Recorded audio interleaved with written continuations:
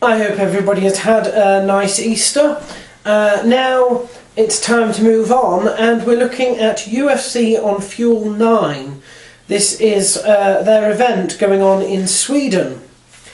This is not a numbered event, so I'm going to take my usual approach and only focus on a few of the matches that I'm interested in while doing predictions in brief for the rest of the card. You can, of course, at the end of the video see, in the closing credits, my full predictions for everything.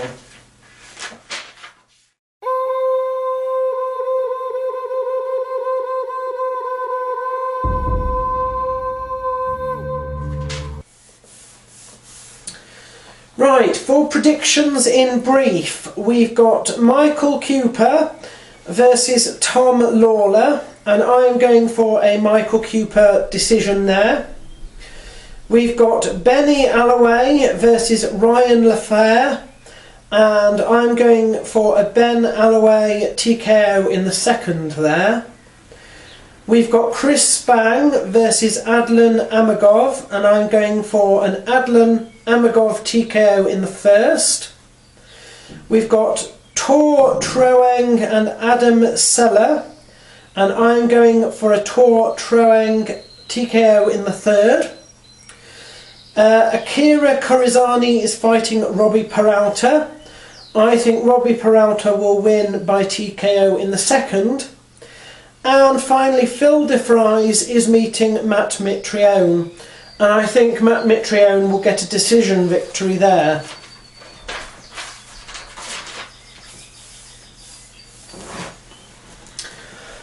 And so now for the bouts that I'm more interested in, and we'll start with their main event, which is Alexander Gustafsson, who is the Swede, fighting Gegard Mousasi, who is the new import. Gegard Mousasi you will probably know because he has been everywhere, including Pride, Bodog, Dream. He's been all over the place. This, however, is his debut for the UFC. He deserves his place on the main card. Alexander Gustafsson, well, that is a question because he is seriously outmatched, unfortunately, here. I reckon that the only way Alexander Gustafsson could possibly win would be by decision, and I don't know how likely that would be. My money would be on Gegard Mousasi, were I a gambling man, for him to win.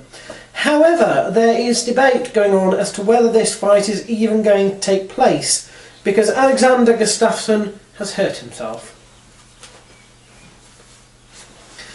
At the bottom of the card, we've got Papi Abedi and Bisam Youssef. Papi Abedi, you might remember, was somebody who was picked up from Sweden and thrown to the dogs, literally, to Thiago Alves. And I did say at that point, when he lost, I hoped that he was invited back, and he was. Unfortunately for him, he lost again, and both of those losses were RNC losses. He's probably only on the card for this third time to face his third loss in a row because he's a Swede. Record is 8-2, which is slightly better than Bisam Youssef. However, you might like to know that Youssef is generally a submission artist who likes to use chokes, so I think that will probably be the end of Papi Abedi. Not that Bisam Youssef has anything to particularly laugh about at the moment. He too is coming off a loss, and it was by RNC. But I do think he'll win, and I'll go for it in the first there. The next interesting match on the card is Marcus Brimage. A tougher, I recall, I think. Record is 6-1, and he's an American top team fighter. He's fighting Conor McGregor, who I have never heard of. 12-2 is his record.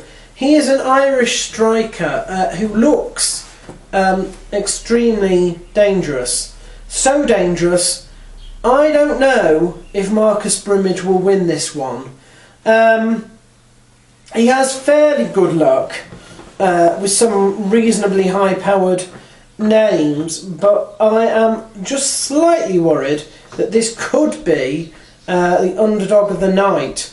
I think I might say I wouldn't be surprised actually if Conor McGregor wins this one, but I don't know how. Reza Madadi is fighting Michael Johnson. Michael Johnson, he's had a shaky record since TUF, but he's a striker and that record is now much improved. At record 12-7. Reza Madadi is 12-3 and he likes submissions. So this is going to be groundsman versus striker, and I do think that when push comes to shove, this depends, how long this lasts depends on how long Michael Johnson can hold out. I'm going to go for a bar submission in the third by Reza Madadi there. The next match is Diego Brandao versus Pablo Garza. Pablo Garza was right up there, and now he's on extremely thin ice. Although his record is only 12-3, he's still on thin ice. Do you know, I'm going with heart over head here because I think Diego Brandao could easily win this one, and I think a lot of these are quite close to call. But I'm going to hope that Pablo Garza pulls it out with a decision. The next match is Brad Pickett versus Mike Easton, and this is going to be, I think, closer than a lot of people think.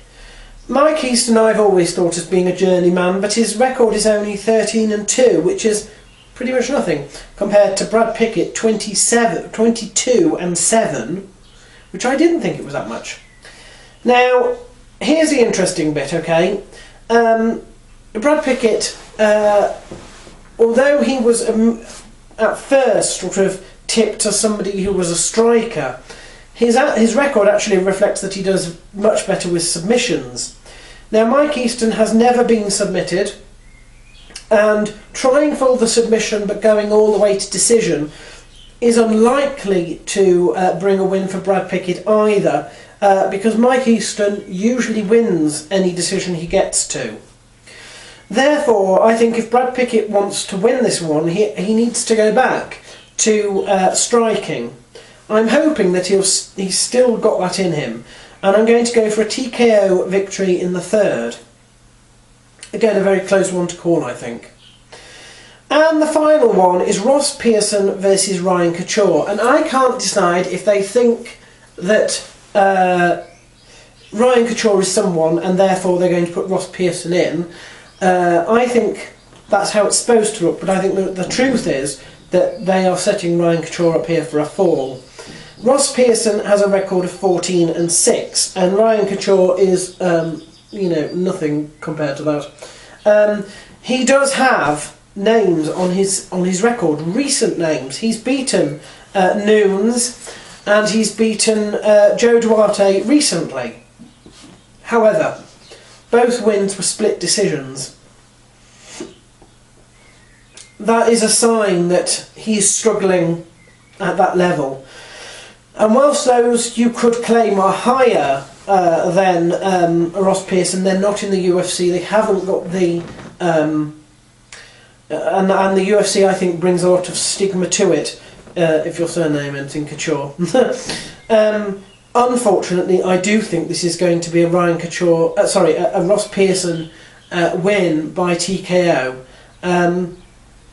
But we'll have to see. Hopefully, Ryan can impress in what he manages to achieve, and you know, that might be enough.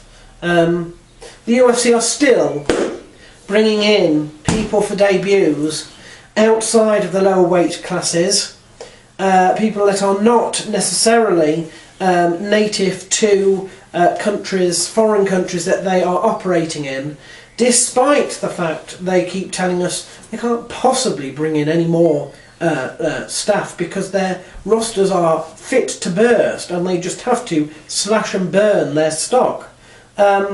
I still hold to the fact that that is complete bollocks, and that they ought to have some system, fairer system in place for the people that they are sacking versus the people that they are bringing in still.